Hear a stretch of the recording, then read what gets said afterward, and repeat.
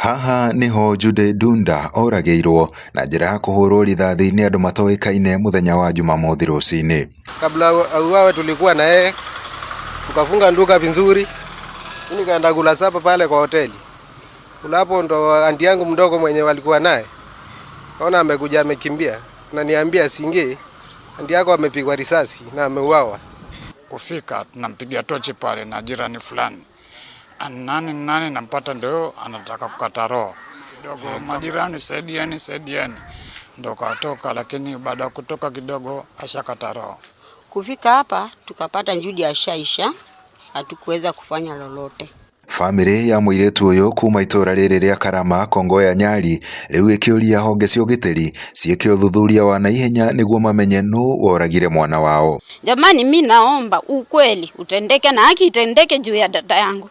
Juu ndiye alikuwa tegemeo letu, hata kwa nyumba ndio tegemeo letu. Sasa tumeachwa hivyo. Huyo ndio tulikuwa tunamtegemea kama familia. Mimi ndio last born kwao.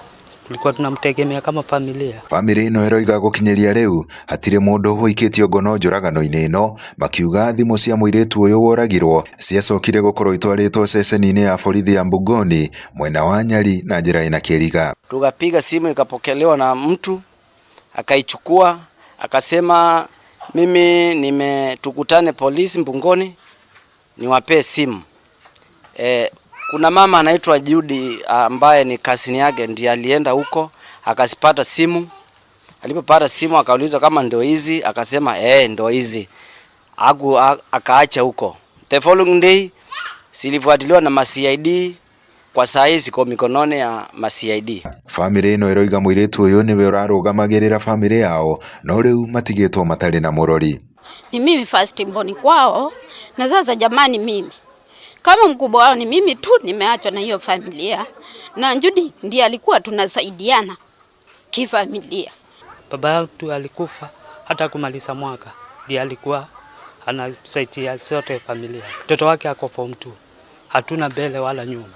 Ruhonge rwa borithi ruroiga uthuthuria no urathie na mbere, no family ino yugite rona ta kuri na njama ya kuhithirira ndeto ino. Hakuna mtu amekamatwa. Hatuna habari, tukiwauliza wanatuambia tu wanaendelea na uchunguzi. Usalama uko salama kabisa. Hamna usalama hapa, kusema ukweli. Manake ikifika saa 1 kila mtu nyumbani anafunga. Handu-ini ha Inooro TV kuma guku gicua-ini kaunti ya Mombatha, nie njĩtagwo Francis Madi.